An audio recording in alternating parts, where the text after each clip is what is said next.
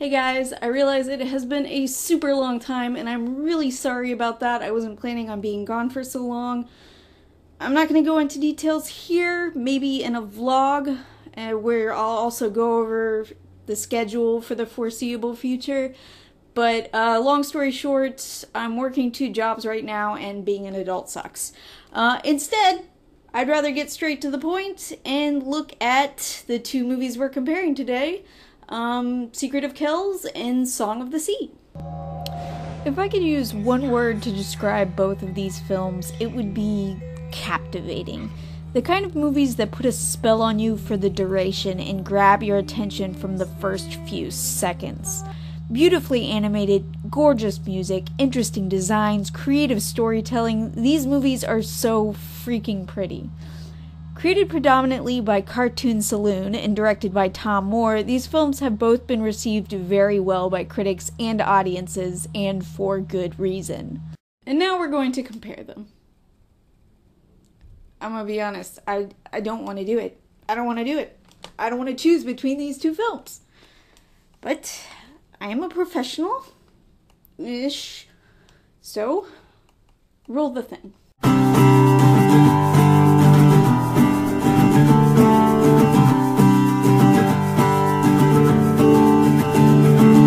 Lately, when I'm staring out of my window, when I rest my head on my pillow, I just think of all the things that I need to be. You say that I gotta live up to your reasons. You're always coming up with new ones, and all these expectations are crashing down on me. But darling, can't you see?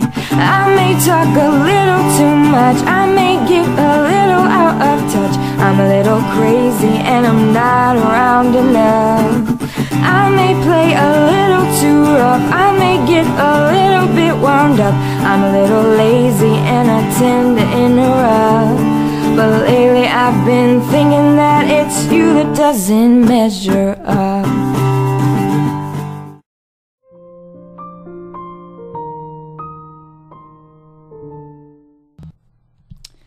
Oh boy, this is going to be difficult.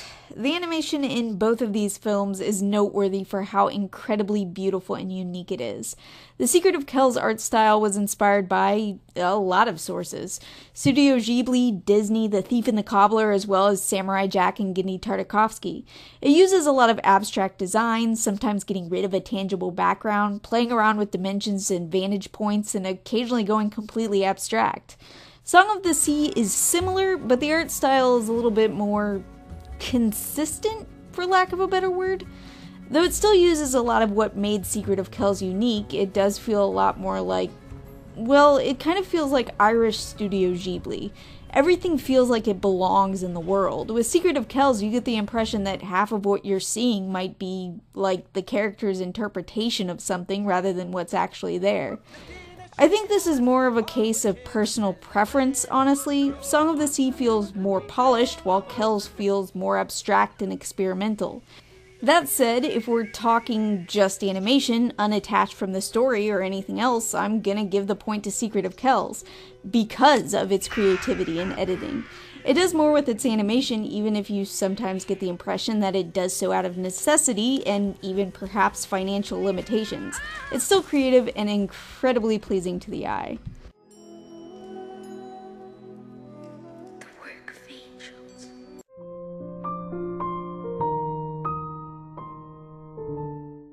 This is another one that's difficult. Honestly, I should probably save myself the trouble of repeating this sentiment. In general, this whole comparison is difficult for me because of how much I like both movies and how good both movies are. The sound design is no exception. These films have the kind of soundtrack that put them in a class of movie with stuff like Sylvain Chomet, or again, Studio Ghibli, where the score is a masterpiece in itself. I'm not a music expert, so movies where the sound really sticks out to me as much as everything else are rare for me, and in this case, the music in these 2 movies add to the beauty in an almost hypnotic way.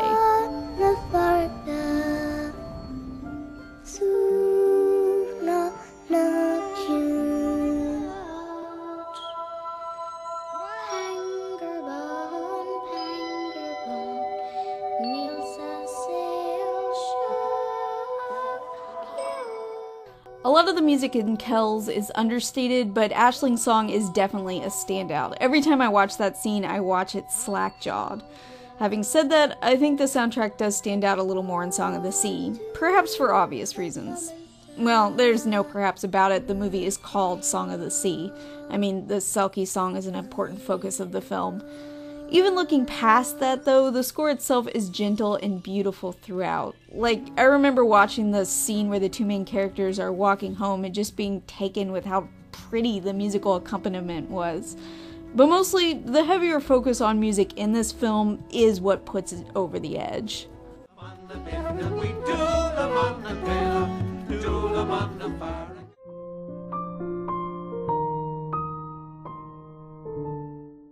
Despite the fact that these stories differ in many ways, there are some similar trends with the characters, certainly enough of a similarity to compare them. Like always, we're going to attempt to start with the main characters. In this case, I'm talking about Brendan and Ben.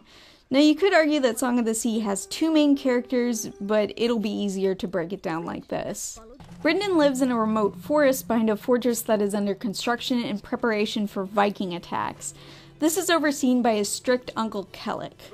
Brendan has little interest in the fortress itself and spends much of his time in the scriptorium, working as an apprentice to the monks.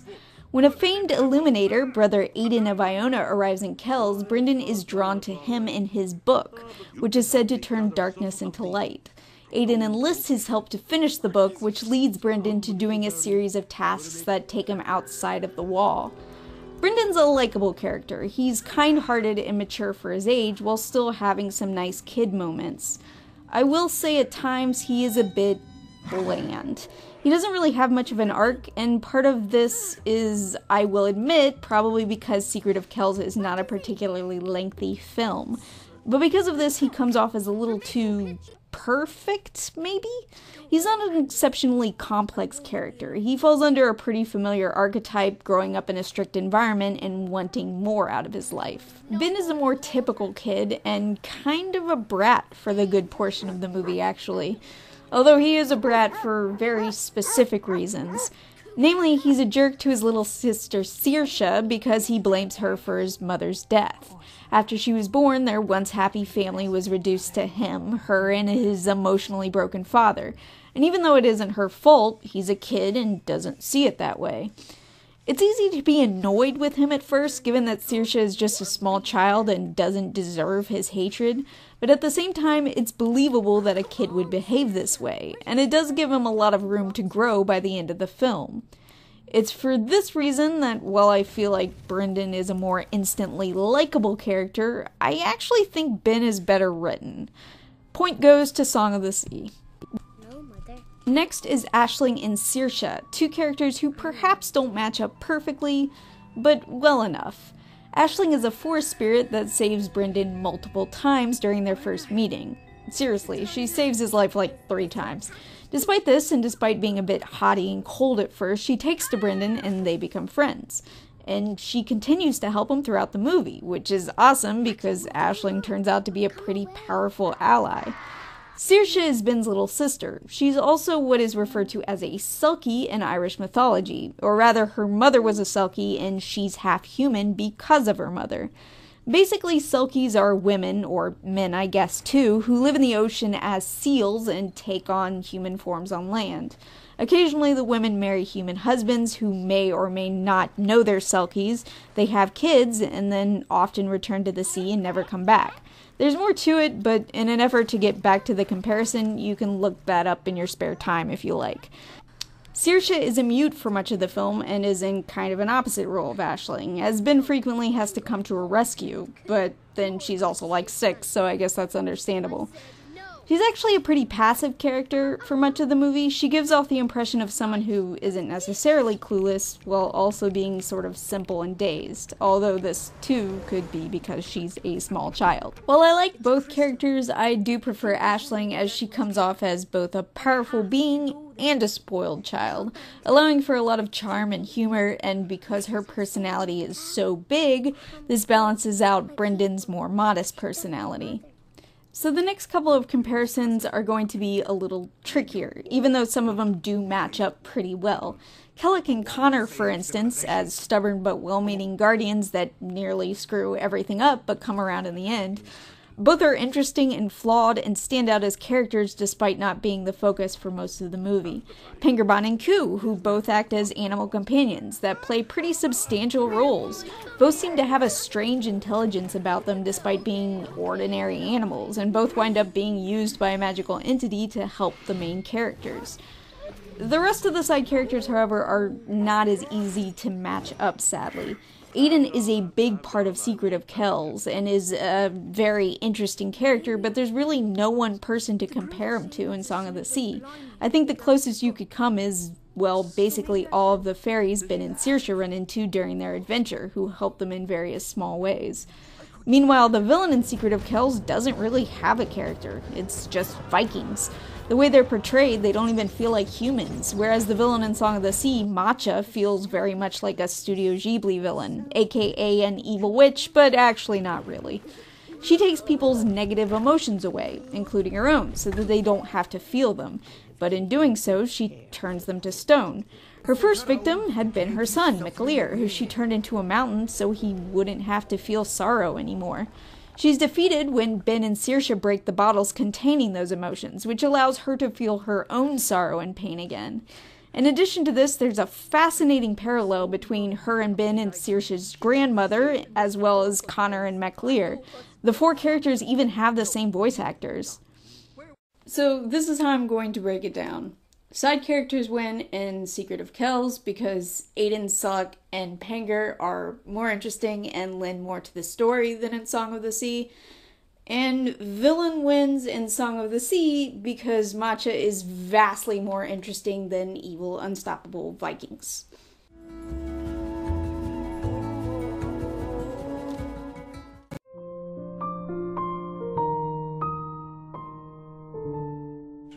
So, of course, we're left with the story, as usual. And this one, well, getting back to what I said about the animation, this kind of uses that same argument, but to an opposite end. The Secret of Kells feels beautiful and experimental, and the animation is abstract at times, which can be very interesting, but it's not always the best conduit for storytelling, which is not to say Secret of Kells has a bad story. It doesn't. There are just a number of factors that, in my opinion, make its story weaker than Song of the Sea. The length is a big one. The pacing in Secret of Kells is pretty consistent up to the last 15 minutes or so, where everything kind of goes into hyperdrive, and we have a face-off with an ancient being, a Viking attack, and a jump cut to Brendan as an adult, all in a very short span of time. Because of this, it doesn't allow the viewer to really process or feel any of it, and the contrast between the exceptionally well-paced and quiet moments and the sudden climax feels odd. The Viking attack I get. It makes sense that it would come unexpectedly and leave the story in shambles. But when you also add the fight with Crom Cruick and the time-passing montage at the end, it feels less like a conscious choice and more like a studio that ran out of time and money. Song of the Sea, by contrast, seems to have a better handle on its story and the way it's paced. Like its animation, it's more structured and controlled, while still keeping that unique beauty that made Secret of Kells so good. It never feels rushed, the characters are allowed to explore their arcs, and both the loud and quiet moments are given time to impact the viewer. And really, it's not all that surprising that Song of the Sea does surpass its predecessor. Secret of Kells was the studio's first major film. A lot of it worked really well, and they used that experience to craft the next film and make it better. That's how it should be. So there you have it. By a sliver, Song of the Sea wins. But having said that, if you have not seen either of these movies, first of all, you shouldn't be watching this because I totally spoiled a whole bunch of stuff. But still, if you haven't seen these movies, watch both of them. They are amazing. They're beautiful. The sound design is amazing. The characters are amazing. These films are masterpieces. So regardless of whether or not I think Song of the Sea is a little bit better than Secret of Kells, they both are fantastic. I'm the Animated Heroine. Thanks for watching.